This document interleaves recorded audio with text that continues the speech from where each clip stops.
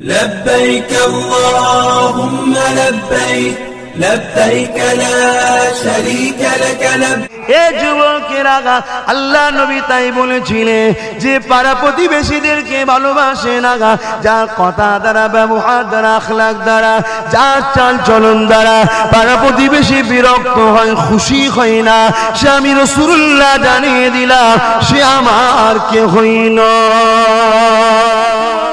তরুণেরা বাবেরা এখানে নাচ বলতে মানো, তাহলে মুসলমান বিপদে পড়লে যাব, গায়ের ইসলাম বিপদে পড়লে যাব না, মুসলমান বিপদে পড়লে যাব, দলিত বিপদে পড়লে যাব না, মুসলমান বিপদে পড়লে যাব, হিন্দু বিপদে পড়লে যাব না, এটার নাম ইসলাম নয়। এই যুবকেরা তরুণেরা আব্বারা, ইসলামের সব থেকে বড় ইবাদত হলো নামাজ। আল্লাহ নবী জানিয়ে দিলে তুমি নামাজের মধ্যে রয়েছো, ঠিক এমনই সময়তে তোমার এলাকার একটা বাচ্চা হয়তো পুকুরে পড়ে গেছে বা কোনো বিপদে পড়েছে, কেউ তোমার কাছে চিৎকার আওয়াজ এসেছে বাঁচাও বাঁচাও বাঁচাও, আল্লাহ নবী জানিয়ে দিলে সব থেকে বড় ইবাদত হলো নামাজ। ওই নামাজটা তুমি ছেড়ে দাও, ছেড়ে দিয়ে আগে ওই অসহায় বিপদগ্রস্ত মানুষটাকে উদ্ধার করো, তবেই তুমি ইসলামকে মানলে। মুসলমানের ঘরে জন্ম নিলেই জান্নাত যাওয়া যায় না, রাসূলকে অনুসরণ করলে জান্নাত যাওয়া যায়। মুসলমানের ঘরে ছেলে হয়ে যদি আজ আমরা নিজেদের নারীদেরও জুলুম করি, আরে এরকম মুসলমান কখনো জান্নাত পাবে না। আজ সেই নারীর উপর অত্যাচার পুরো দেশ জুড়ে, পুরো পৃথিবী জুড়ে। আমি যদি আমার দেশের কথাই বলি, কাশ্মীর থেকে, ইউপি থেকে, বিহার থেকে, আমার বাংলাও নিরাপদ নয় নারীরা।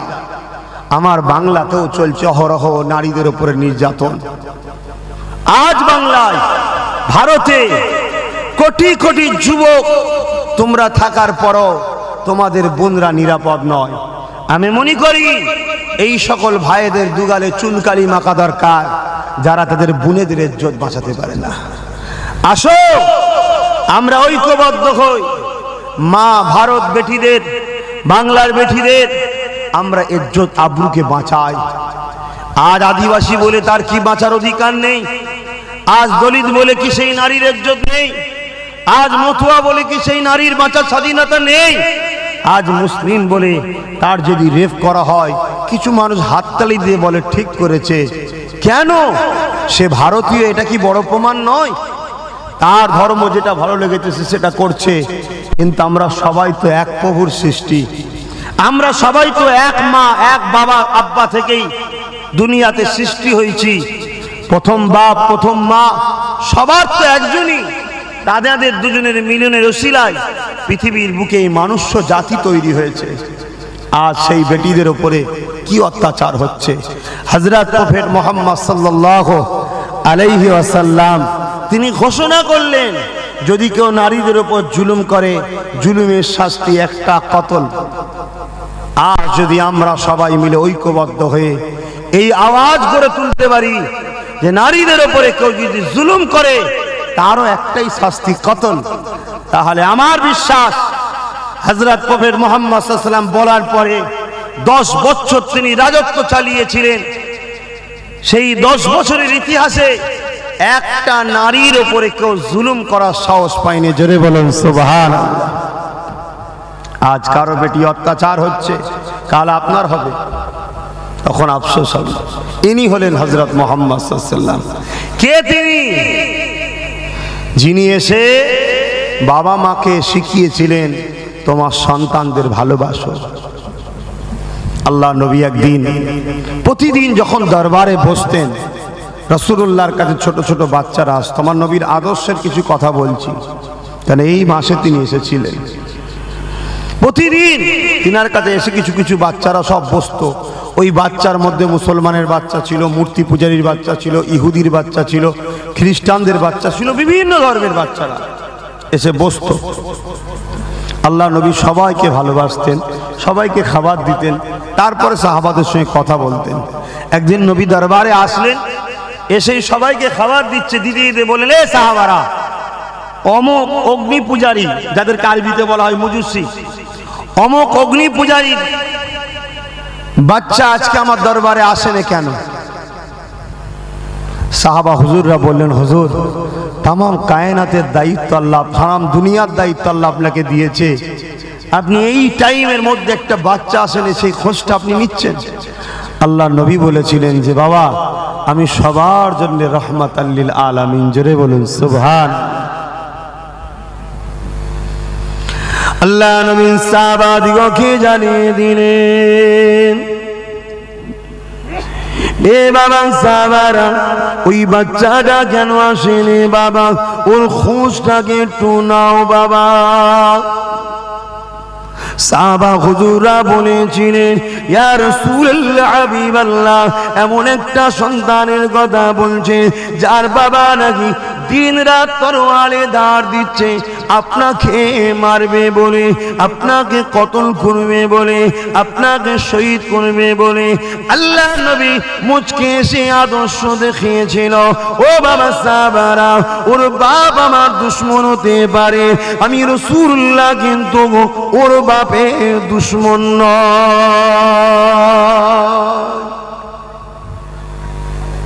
ইনি হলেন মুহাম্মদ রাসূলুল্লাহ।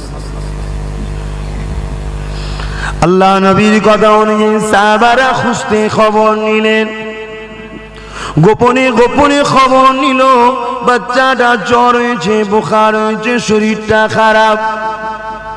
আল্লাহ নবীর কাছে এসে খবরটা দিল, এ নবীর উম্মত দাবিদাররা, শুধু দাবি করলে হয় না, রাসূলুল্লাহ দেখানো রাস্তা দিয়ে চলতে হবে। আল্লাহ নবী যে রাস্তা দিয়ে যেতেন ওই রাস্তা দিয়ে কোনো নোংরা পড়ে থাকতো না, এমন কোনো জিনিস পড়ে থাকতো না যে রাস্তা দিয়ে পথিক দিয়ে যেতে অসুবিধা হবে। একদিন একটা ইহুদি ধর্মগুরু তার শিষ্যদের নিয়ে যেতে ছিল, সে আফসোস করে বলতে লাগলো, মনে হয় এই রাস্তায় মুহাম্মদ বা তার অনুসারীরা আসেনে। সমস্ত ধর্মগুরুকে, ইহুদি ধর্মগুরুকে তেনার শিষ্যরা জিজ্ঞাসা করে, আপনি এ কথা বলছেন কেন?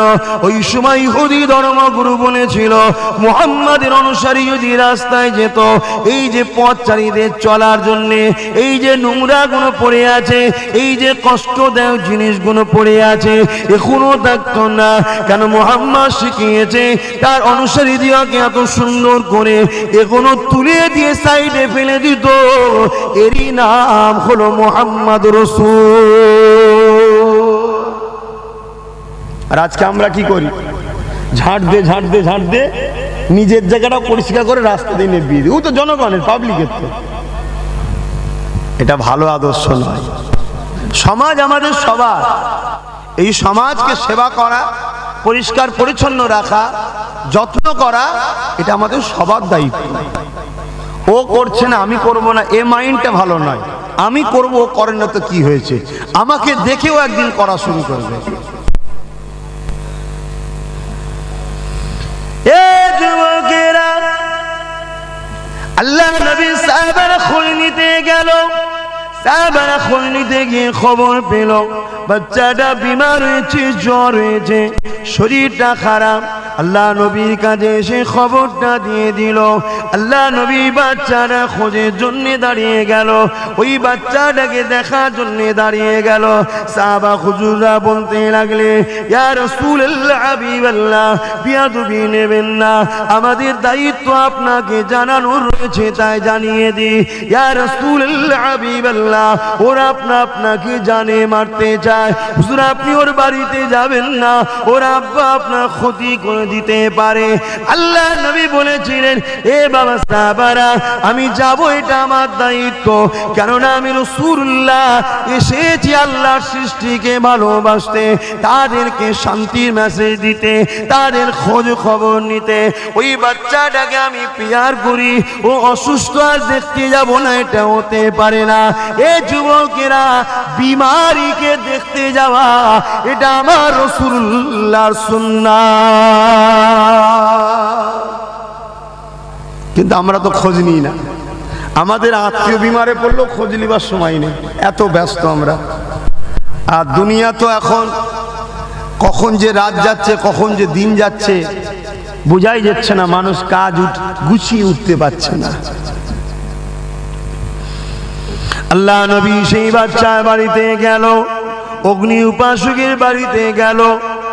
আল্লাহ নবী সাহাবাদেরকে সাথে নিয়ে গেলেন না, একা গেল। কেননা সবাইকে নিয়ে গেলে নবী আমার ভাবতে লাগলেন ওই অগ্নি উপাসক ভয় খেতে পারে, মুহাম্মদ হয়তো আমাদেরকে মারতে এসেছে। এই যে ভয়েতে কষ্ট পাবে, আল্লাহ নবী এটাও দিতে চাইলেন না। কেননা নবী আমার রহমাতুল লিল আলামিন। এ যুবকেরা, আল্লাহ নবী তাই বলেছিলেন যে পাড়া প্রতিবেশীদেরকে ভালোবাসে না, যা কথা দ্বারা, ব্যবহার দ্বারা, আখলাক দ্বারা, যার চাল চলন দ্বারা পাড়া প্রতিবেশী বিরক্ত হয়, খুশি হয় না, সে আমি রাসূলুল্লাহ জানিয়ে দিলাম সে আমার কেহই নয়। যার কথাবার্তা, কাজ কাম, চাল চলন পাড়া প্রতিবেশী খুশি নয়, সে আমি রাসূল আমার কেউ নয়। আর আজকে এই কথাটা আমাকে এখানে বলা দরকার, কেন অতি সত্য কথা। যেখানে আমি আলোচনা করি বলি, মুসলমানদের প্রতিবেশী কারা? বলুন না, আমাদের প্রতিবেশী কারা? হিন্দু ভাই, মতুয়া ভাই, দলিত ভাই। রাসূল এখানে বলেছে যে পাড়া প্রতিবেশীর সঙ্গে ভালো ব্যবহার করলো না, সে আমার কেউ নয়। তাহলে আজকে যে কোনো ধর্মেরই হোক, তারা আমাদের প্রতিবেশী। রাসূলকে যদি আমরা মানি, প্রতিবেশীর সঙ্গে ভালো ব্যবহার করা এটা আমাদের ঈমানি দায়িত্ব। বলুন আলহামদুলিল্লাহ। এটাই শিখিয়েছেন মুহাম্মদ রাসূল, এটাই শিখিয়েছে। এই বিষয়ে একটা কথা, হযরতে আব্দুল্লাহ হুজুর বলে একজন যুবক ছেলে ছিল, নিশ্চয়ই আপনারা শুনেছেন, আবার স্মরণ করিয়ে দিচ্ছি। হযরতে আব্দুল্লাহ হুজুর বলে একটা যুবক ছিলেন। সে যুবক ব্যবসা কারবারের উদ্দেশ্যে শহরে এসেছিল। শহরে এসে একটা ঘর ভাড়া নিয়েছে, আর সেই ঘরের পাশে একজন গায়ের ইসলামের ঘর ছিল। হযরতে আব্দুল্লাহ 18-19 বছরের যুবক, এই মুসলমান যখন ঘর ভাড়া নিয়েছে, ওই গায়ের ইসলাম, সে ইসলাম সম্বন্ধে জনগণের কাছে যেটা শুনেছে যে মুসলমানরা রাগী হয়, মুসলমানরা মারপিট করে, মুসলমানরা একটু হলেই মারপিট শুরু করে দেয়, গালিগালাজ করে, মন্দ কথা বলে, এই যে একটা ব্রেনে ঢুকানো আছে, তো ওই গায়ের মুসলমানের ব্রেনেও ঢুকেছিল। তাই আব্দুল্লাহকে রাগাবে বলে, কষ্ট দেবে বলে তার বাড়ির সিঁড়িতে, বাইরের কোঠের সিঁড়িতে প্রতিদিন ঝাঁট দিয়ে নোংরাগুলোকে ফেলে। প্রথম যেদিন ফেলে, হযরতে আব্দুল্লাহ ফজরের নামাজ পড়ে কোরআন তেলাওয়াত করে বাইরে বেরিয়েছে। ইসলামের হুকুম ফজরের নামাজের পর কোরআন তেলাওয়াত করো। সেই তেলাওয়াত করে বাইরে বেরিয়ে দেখছে সিঁড়িতে নোংরা। ইদিক উদিক তাকালেন, কাউকে কোথায় দেখতে না পেয়ে আর একটা পাত্র নিয়ে এসে ওটাকে পরিষ্কার করে, যেখানে লোক যাতায়াত করে না, যেখানে ময়লা ফেলা হয়, সেই জায়গাতে ফেলে দিল। দিবার পরে ঘরে দরজা লাগিয়ে কারবারে চলে গেছে। পরের দিন সেম কেস, আবার উনি পরিষ্কার করে ফেলে দিলেন। এভাবে কয়েকদিন যাচ্ছে, কোনো দিনের জন্য আমাদের মতো ব্যবহার করেনি। আমরা যে সুন্দর ব্যবহারটা করি, হে রে অমুকের বাচ্চা টমুকের বাচ্চা হলে গাল তাল দিয়ে আমরা ধুঁ উড়িয়ে ফেলতাম, ঠিক না বেটি? এটা ইসলামের আদর্শ নয়, এটা আমার রাসূল শিখাই নেই।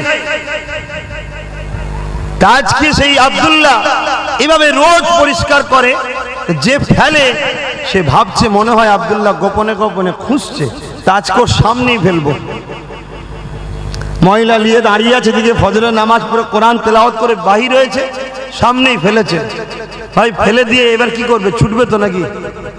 যে অন্যায় করে সে টেনশনে থাকে, ঠিক না?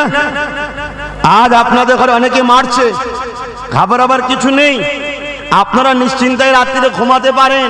কিন্তু যারা মারছে তারা টেনশনে বাইরে ঘুরতে পারে না, তারা ঘুমোতেও পারে না। এই মনে পাল্টা দিল, এই মনে পাল্টা দিল। ওই দোদকে দোদকে দোদকে ওদের যে টেনশন হচ্ছে, ও মার খাওয়ার থেকে বেশি কষ্ট ওরা পাচ্ছে। সবর করেন, ধৈর্য ধরেন, স্বাভাবিক। আমি যদি ও পাড়ায় যে কাউকে মেরে আসি, আমি কখনো শান্তিতে থাকতে পারবো না। কেন? আমার ব্রেনে ঘুরছে ও প্রতিশোধ নেবে, ও প্রতিশোধ নেবে, সবসময় একটা আতঙ্কে থাকবো আমি। ওই জন্য মার খাওয়া, মারার থেকে মার খেলে আরাম বেশি। হয়তো তখন একটু লাগে, কিন্তু আরাম নিশ্চিন্তাটা বেশি। মানুষের টেনশনটা তো সবচেয়ে বড় মারাত্মক। তো এই যে আব্দুল্লাহকে রোজ জ্বালাচ্ছে, ওনার একটা টেনশন রয়েছে, তাই ফেলে দিয়েই ছুটেছে। ঘরের দরজা লাগিয়ে ছিদ্র দিয়ে দেখছে যে আব্দুল্লাহ কি করছে। উনি মুচকে হেসে প্রতিদিন যা করে ঘর থেকে পাত্র নিয়ে এসে পরিষ্কার করে ফেলে দিয়ে দরজা লাগিয়ে কাজে চলে যাচ্ছে। এ গায়ের ইসলামটা বেরিয়ে আব্দুল্লাহর হাত ধরেছে, বলছে যুবক, আমি যে তোমাকে এতদিন কষ্ট দিচ্ছি তুমি তো জানলে, কিছু বললে না কেন আসামি পেয়ে? হযরতে আব্দুল্লাহ বলেছিলেন, আমার নেতা বলেছে প্রতিবেশীকে ভালোবাসতে, তুমি আমার প্রতিবেশী, তাই। বলুন সুবহানাল্লাহ। আদর্শ দেখুন, এটা হচ্ছে ইসলামের আদর্শ। আমার নবী এইটাই শিখিয়েছে, কিন্তু আজ আমাদের জন্য ইসলামের বদলাম হচ্ছে। হযরতে আব্দুল্লাহর এই কথা শুনে সে বলল, আমি তো শুনেছি ইসলাম মানে এই এই এই এই। আরো জানতে চাইলে যখন সে ইসলাম সম্বন্ধে পুরো জানলো, তখন সে ভাবলো এটাই তো একমাত্র মুক্তির রাস্তা, শান্তির রাস্তা, মানবতার রাস্তা। কারণ ইসলাম পিপাসিতকে পিপাসা মিটাবার নাম, বস্ত্রহীনকে বস্ত্র দিবার নাম, মা বাপের সম্মান প্রতিষ্ঠিতর নাম, গরিবের অধিকারের নাম, অসহায়কে আশ্রয় দিবার নাম, ন্যায় প্রতিষ্ঠিতর নাম, অন্যায়কে মিটিয়ে দিবার নাম। এর নামই হলো ইসলাম। আরবিতে এসেছে, যেটা সালাম থেকে এসেছে, যারটা শান্তির নাম ইসলাম। জোরে বলো সুবহানাল্লাহ। বাবেরা, নজন তরুণেরা, এ নবী পাকের প্রেমিকেরা, হযরতে আব্দুল্লাহ হুজুর তখন এই আখলাক চরিত্র দেখে ওই মানুষটা মুগ্ধ হয়ে গেল। আব্দুল্লাহ আমার নবী সম্বন্ধে আব্দুল্লাহর কাছে আমার নবী সম্বন্ধে জানতে চাইলো।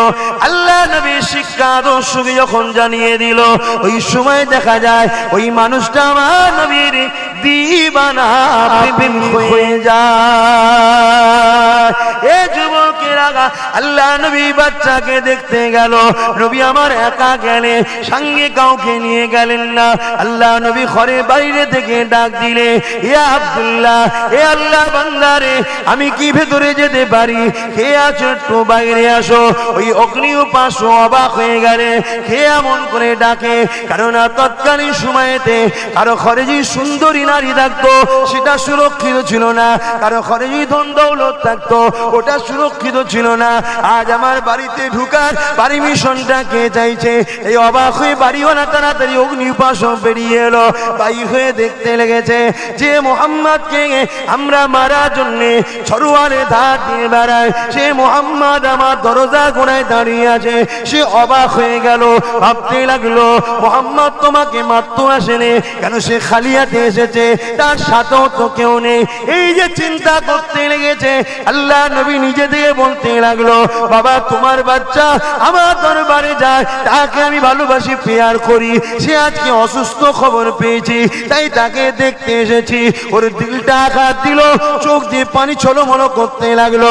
আর এই মুহাম্মদকে গালি দি, এই মুহাম্মদকে মারতে চায়, যে কিনা আমার বাচ্চার খোঁজ নিতে এসেছে, অথচ বাপ হয়ে কখনো আমার বাচ্চার খোঁজটা নিতে পারিনি। সেই সময়তে বাপ মা নিজের সন্তানকে এত আদর যত্ন করতো না। আজ যে সন্তানেরা মা বাপের ভালোবাসা পাচ্ছ, এটা আমার নবী মুহাম্মদ রাসূলের অবদান।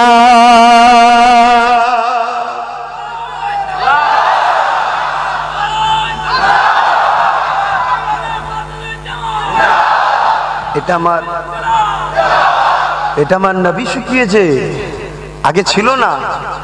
১,৫০০ বছর আগে মানুষ অন্ধকারে চলে গিয়েছিল, আমার নেতা তো এইগুলি শিখিয়েছিল। আল্লাহ নবী তো এটাই শিখিয়েছিল, গরিবকে বাঁচানো। আল্লাহ নবী জানিয়ে দিলেন, এ দুনিয়া মানুষেরা, লা ইয়ারহামুল্লাহু মান লা ইয়ারহামুন নাস, যে মানুষের উপরে দয়া করে না, মহান স্রষ্টা আল্লাহ পাকে দয়া কখনো সে পাবে না। এখানে লা ইয়ারহামুল্লাহু মান লা ইয়ারহামুল মুসলিম নেই, মান লা ইয়ারহামুন নাস আছে। নাস আরবি কথা, যেটা আপনারা সবাই জানেন, এর বাংলা মানে হলো মানুষ। অর্থাৎ যে মানুষের উপরে দয়া করবে না, সে মহান স্রষ্টা দয়া পাবে না। এ যুবকেরা, তরুণীরা, বাবেরা, এখানে নাস বলতে মানুষ। তাহলে মুসলমান বিপদে বললে যাব, গায়ের ইসলাম বিপদে বললে যাব না, মুসলমান বিপদে বললে যাব, দলিত বিপদে বললে যাব না, না, মুসলমান বিপদে বললে যাব, হিন্দু বিপদে বললে যাব না, এটার নাম ইসলাম নয়। এই যুবকেরা, তরুণেরা, আব্বারা, ইসলামের সব থেকে বড় ইবাদত হলো নামাজ। আল্লাহ নবী জানিয়ে দিলে তুমি নামাজের মধ্যে রয়েছো, ঠিক এমনই সময়েতে তোমার এলাকার একটা বাচ্চা হয়তো পুকুরে পড়ে গেছে বা কোনো বিপদে পড়েছে, কেউ তোমার কাছে চিৎকার আওয়াজ এসেছে, বাঁচাও বাঁচাও বাঁচাও। আল্লাহ নবী জানিয়ে দিলে সব থেকে বড় ইবাদত হলো নামাজ। ওই নামাজটা তুমি ছেড়ে দাও, ছেড়ে দিয়ে আগে ওই অসহায় বিপদগ্রস্ত মানুষটাকে উদ্ধার করো, তবেই তুমি ইসলামকে মানলে। এ যুবকেরা, তরুণেরা, এখন কেউ যদি বলে ওই বিপদগ্রস্ত মানুষটা যদি হিন্দু হয়, ওই বিপদগ্রস্ত মানুষ যদি খ্রিস্টান হয়, ওই বিপদগ্রস্ত মানুষটি মতুয়া হয়, ওই বিপদগ্রস্ত মানুষটি আদিবাসী দলিত হয়, তাহলে কি নামাজ ছেড়ে দিতে হবে? এ যুবকেরা, তরুণেরা, আব্বারা, আল্লাহ নবী এখানে মানুষের কথা বলেছে, কোনো ধর্মের কথা বলেনি। আর একটা বিষয় হলো, সবাইকে সৃষ্টিতে একজন করেছে, আল্লাহর সৃষ্টিকে ভালোবাসবে, আল্লাহ সৃষ্টিকে বিপদ থেকে উদ্ধার করবে। এর মানে তো তুমি আল্লাহকেই ভালোবাসলে।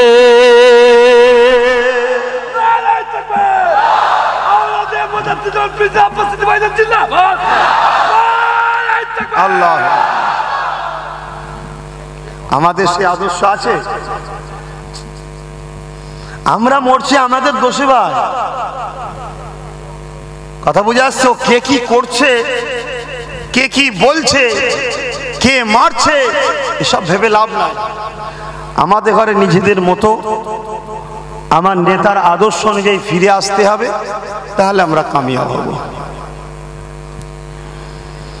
বাবেরা, নওজোয়ান তরুণেরা, এ নবী বাগে প্রেমিকেরা, আল্লাহ নবী বসে আছে এমন সময়তে একটা গায়ের ইসলাম এসে জিজ্ঞাসা করলো, এ মুহাম্মদ সাল্লাল্লাহু আলাইহি ওয়াসাল্লাম, ইসলামের সব থেকে ভালো কাজ কি?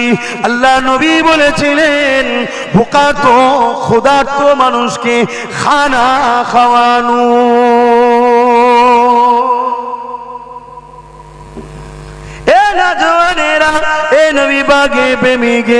আজকে আমার সমাজে এমনও মানুষ রয়েছে দৈনিক 2-5 জনের খাবারকে নষ্ট করে। আমার সমাজে এমনও মানুষ রয়েছে টেবিলে খানাকে নষ্ট করে ফেলে দেয়। আমার সমাজে এমনও মানুষ আছে হোটেলে গিয়ে 50 রকম আইটেমের অর্ডার দেয়, স্টাইলে এটা একটু খেয়ে নিয়ে খাবারটাকে ফেলে দেয়। আর এই সমাজে এমনও মানুষ আছে সামান্য একটা রুটির জন্য মায়ের কাছে কাঁদতে লাগে, ওই মা বাচ্চাকে খাবার দিতে না পেরে মাটাও কাঁদতে লাগে। এ যুবকেরা, তরুণেরা, আজ চিন্তা করে দেখো প্যালেস্টাইনে কি হতে লেগেছে। বাপ মারা গেছে, মা মারা গেছে, বাচ্চা খেতে পাচ্ছে না, মায়ের গোশতকে খেতে লেগেছে। আজ আল্লাহ তোমায় সুখে রেখেছে, আজ আল্লাহ তোমার বাড়িতে খাবারের অভাব করেনি, আজ আল্লাহ তোমাকে দুবেলা খাওয়াচ্ছে। ভুলে যাও না গরিবের কথা, আল্লাহ তোমাকে কষ্টটা বুঝিয়ে দেবে। তাই তো নবী আমার জানিয়ে দিলে, রাত্রি যখন খাওয়া দাওয়া করবে 40 কদম ঘুরে আসো। আমরা মনে করি হজমের জন্য নবী বলেছে, না, ঘুরে আসা হজম অবশ্যই হবে, কিন্তু আল্লাহ নবী জানিয়ে দিলে ওই 40 কদম তোমার পাড়া প্রতিবেশীর মধ্যে কে খেতে পায়নি, কে শুকিয়ে রাত্রে ঘুমাচ্ছে, তার খোঁজটা একটু নাও, তার মুখে খাবারটা তুলে দাও। আল্লাহ নবী আরো জানিয়ে দিলে, তুমি যখন রান্না করবে 1 বাটি পানি বেশি করে দাও, যাতে তুমি পাশের বাড়িতে 1 বাটি তরকারি গরিবকে দিতে পারো। আল্লাহ নবী আরো জানিয়ে দিয়েছে, যেদিন তোমার ভালো মন্দ খাবার ইচ্ছা যাবে, খবরদার তুমি ভালো মন্দ খাবারটা খেয়ে নিয়ে গরিবের কাছে প্রকাশ করবে না, ওই গরিবের মনটা ভেঙে যাবে। আরে যে নবী খাবার দ্বারা গরিবের কষ্ট দিতে চাই না, সেই নবীর উম্মত কখনো আতঙ্কবাদী সন্ত্রাসী হতে পারে না। আজ বিশ্বের বুকে মিডিয়া আমার নবীর উম্মতদেরকে অপমানিত করার জন্য সন্ত্রাস আতঙ্কবাদী করে প্রচার করতে লেগেছে। এ যুবকেরা, তরুণেরা, বাপেরা, এই জায়গাতে আমাদের সকলকে ইনসাফ ইনসানিয়াতে আমার রাসূল যে আদর্শ শিখিয়ে দিয়েছে, ওই আদর্শের কাজ সমাজের বুকে প্রচার প্রসার করতে হবে। তাহলে দুনিয়া বুঝে নেবে মুহাম্মদ রাসূলের আখলাক চরিত্র। দুনিয়া যেমন দলে দলে সেদিন আমার নবীর পিছনে ছুটেছিল, কিয়ামত পর্যন্ত আমার নবীর গুণগান এই জমিনে সবাই গাইতে থাকবে। আমরা তো লুটার ধান রে আছি, দেবো কি করে? কি অসুবিধা হচ্ছে নাকি?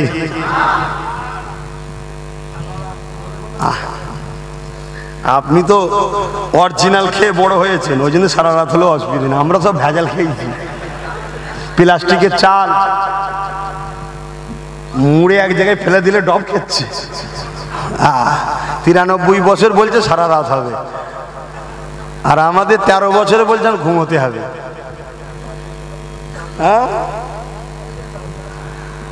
এখন তো সব ভেজাল, কিসে ভেজাল নেই?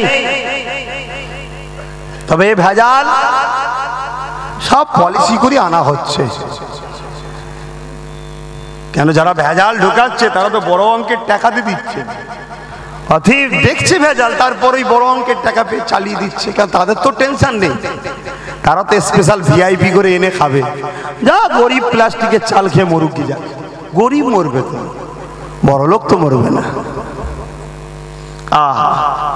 আমার রাসূল পাক সাল্লাল্লাহু আলাইহি ওয়াসাল্লাম দুনিয়ার মানুষকে মুক্তি শান্তির রাস্তা দেখিয়ে দিয়ে গেল। আজকে সেই নবীর উম্মত আমরা নিজেরাই তো অন্ধকারে হোঁচট খেয়েছি, দুনিয়াকে কি রাস্তা দেখাবো? আমরা নিজেরাই তো দুর্নীতির সঙ্গে জড়িয়ে, আমরা নিজেরাই তো পাপ কর্মের সঙ্গে জড়িয়ে আছি, আমরা নিজেরাই তো গরিবদের ঘরে হত্যা করি। নিজের চাচা নিজের ভাইপোকে দাফন করে দিতে চাইছে, ভাইপো চাচাকে দাফন করে দিতে চাইছে। এই সমাজে তো অহরহ চলছে, নিজেদের মধ্যেই তো সমস্যা, পর কি দেখবে? তবে হ্যাঁ, আমার বাংলায় বর্তমান যিনি আছে তিনি সত্যি ভাইপোকে ভালোবাসে। কে? একদম সিবিআই তাড়িয়ে দিলে এত ভালোবাসে, সঙ্গে সঙ্গে যে সেটেলমেন্ট করে ফেললো দিল্লিতে।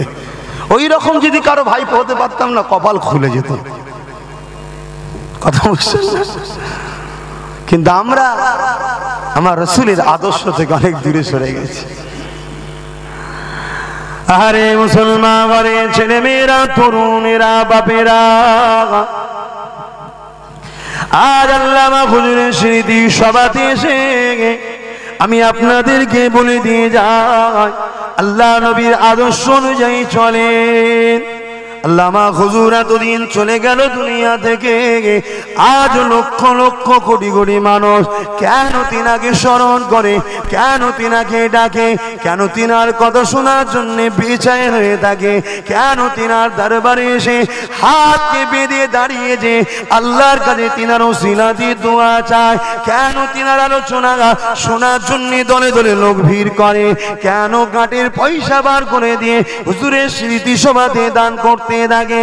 এ যুবকেরা, তরুণেরা, আব্বারা, অন্য কোনো কারণ নয় যে জমিদারি ছিল তা।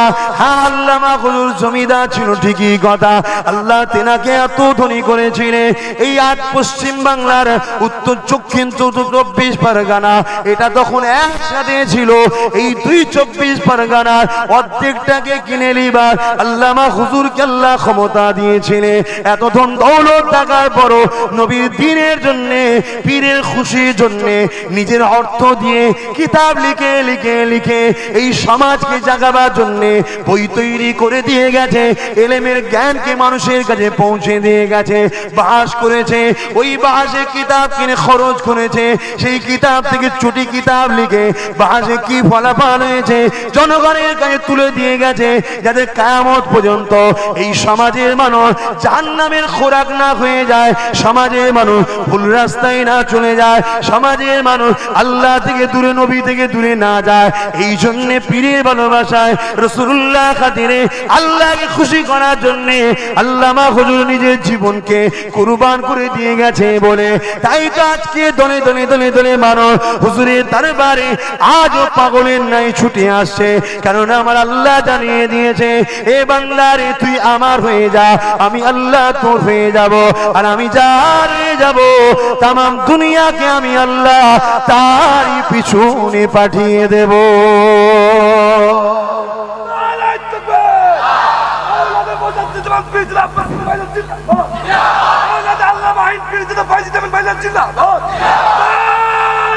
আল্লাহ, আজ মানুষ তো কত এসেছিল, এখানে হয়তো অনেক কটা রুহুল আমিন পাওয়া যাবে, এর মধ্যে নাম খুঁজে পাওয়া যাবে না, যাবে না? কিন্তু নাম এক হলে হবে না, কামটা আলাদা ছিল। নামে কোনো দাম নাই। আমার রাসূলুল্লাহ চাচার নাম ছিল হযরত আব্বাস, আমার নাম আব্বাস, এক নাকি? না, কাম আলাদা ছিল। আমরা তো তিনাদের নকশা কদমের গোলাম আমরা। অতএব নাম অনেক পাওয়া যাবে। আজও খুঁজলে অনেক হাসান পাওয়া যাবে। আজও খুঁজলে 200 টাকা দিলে দালালি শুরু করবে, 200 টাকা দিলেই মাথা নত করে দেবে। বাবেরা, নওজোয়ান তরুণেরা, আহারে আমার নবীকে ভালোবাসেন, পিয়ার করেন। আল্লাহ নবী দিয়ে দুনিয়া বাদশা হাবিবুল্লাহ জানিয়ে দিলেন, কেউ যদি এতিমের মাথায় হাত বোলায়, সে যেন আমি রাসূল আমার মাথায় হাত বোলালো।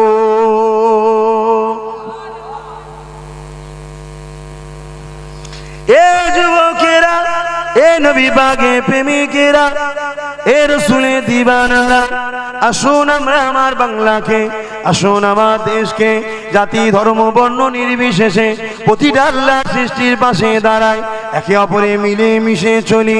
কেন আল্লাহর কোরআন জানিয়ে দিয়েছে, তোমরা দুনিয়ার মুখে অশান্তি ছড়াওনি, মিলে মিশে শান্তি আমান প্রতিষ্ঠিত করো। এই জায়গায় আমাদের সবার দায়িত্ব রয়েছে। এ যুবকেরা, তরুণেরা, আব্বারা, আল্লাহ সৃষ্টিকে ভালোবাসলে কি লাভ হবে শুয়ে রেখে দেয়। কম বেশি আপনারা সবাই জানেন, আল্লাহ নবী দিন দুনিয়া বাদশা হাবিবুল্লাহ সাহাবা হুজুরদিগকে জানিয়েছে, আমার সাহাবারা, কাল কিয়ামত যেদিন হবে বিচারের দিন, ওই দিনে একটা বান্দাকে আল্লাহ পাক উঠাবে। ওই বান্দাকে বলতে লাগবে, বান্দারে আমাকে হিসাবটা দে। বান্দা হিসাবটা নিতে থাকবে।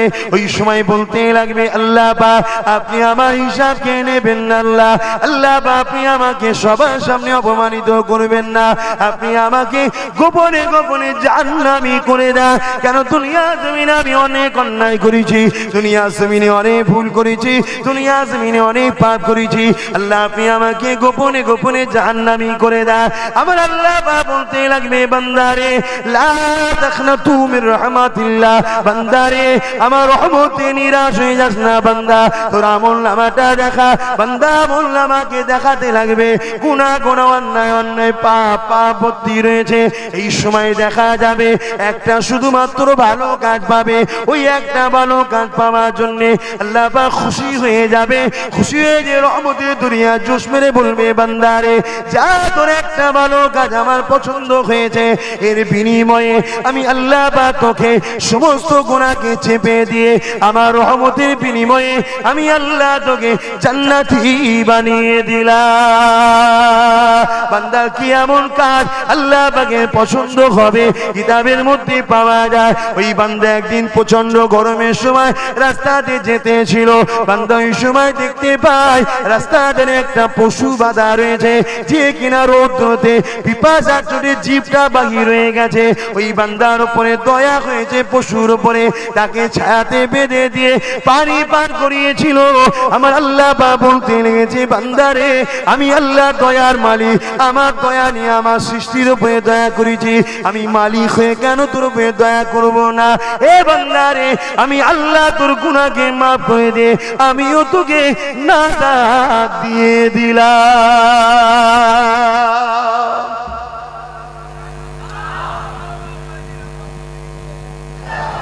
আজ একটা পশুকে পানি পান করানোর জন্য যদি তার গুনাহ আল্লাহ মাফ করে দেয়, আজ আমরা সমাজে গরিব মুসলিম দলিত আদিবাসী মতুয়া, এই যে হিমলগঞ্জ আমি গিয়েছিলাম সব জানেন, আরো অনেক জায়গায় গরিবদের কাছে যায়। আপনারাও যদি গরিবদের পাশে দাঁড়ান, জাতি ধর্ম বর্ণ নির্বিশেষে, ভাই যদি ভাইয়ের পাশে দাঁড়ান, এই যে অসহায়ের উপরে দয়া দেখাবেন, আমার আল্লাহ কি কিয়ামতের দিন আমাদের উপরে দয়া দেখাতে পারবেন না?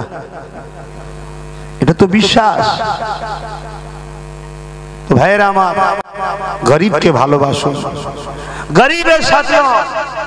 আল্লাহ রাসূল জানিয়েছে, গরিব 50,000 বছর আগে আল্লাহর জান্নাতি হবে। জোরে বলুন সুবহানাল্লাহ। আর রাসূল আরেক জায়গায় বলছেন, আল মারউ মা'a মান হাব্বা, যে যাকে ভালোবাসবে তার সঙ্গে থাকবে। আমি যদি দুনিয়ায় গরিবকে ভালোবাসি, আর ওই গরিব যদি জান্নাতি হয়, তার সাথে আমিও জান্নাতি হব। জোরে বলুন সুবহানাল্লাহ। আরে বিশ্বাসে মিলাই বস্তু তর্কে বহুদূর। নামাজ পড়ছি আমরা, বিশ্বাস আল্লাহ কবুল করবে। রোজা রাখছি, বিশ্বাস আল্লাহ খুশি হবে, তাই তো করছি। গরিবের যে কত কষ্ট, গরিবই ভালো হয়ে যায়। দরুদ শরীফ আল্লাহুম্মা সাল্লি আলা সাইয়্যিদিনা মাওলানা মুহাম্মদ ওয়া আলা আলি সাইয়্যিদিনা।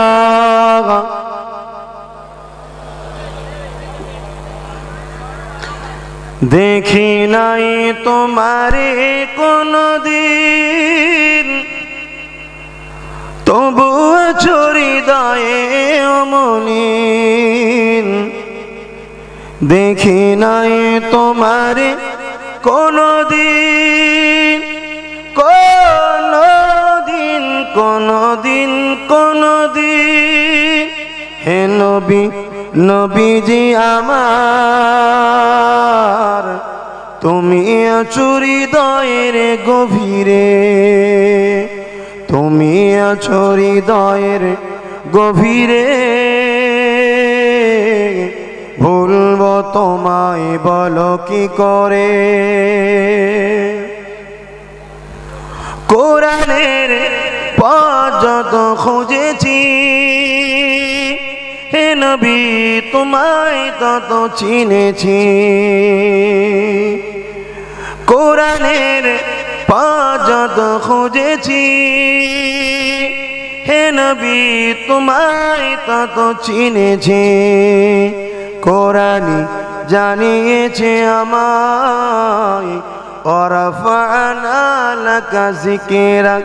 হে নবী, নবীজি আমার, তুমি আছো হৃদয়ের গভীরে। আল্লাহুম্মা সাল্লি আলা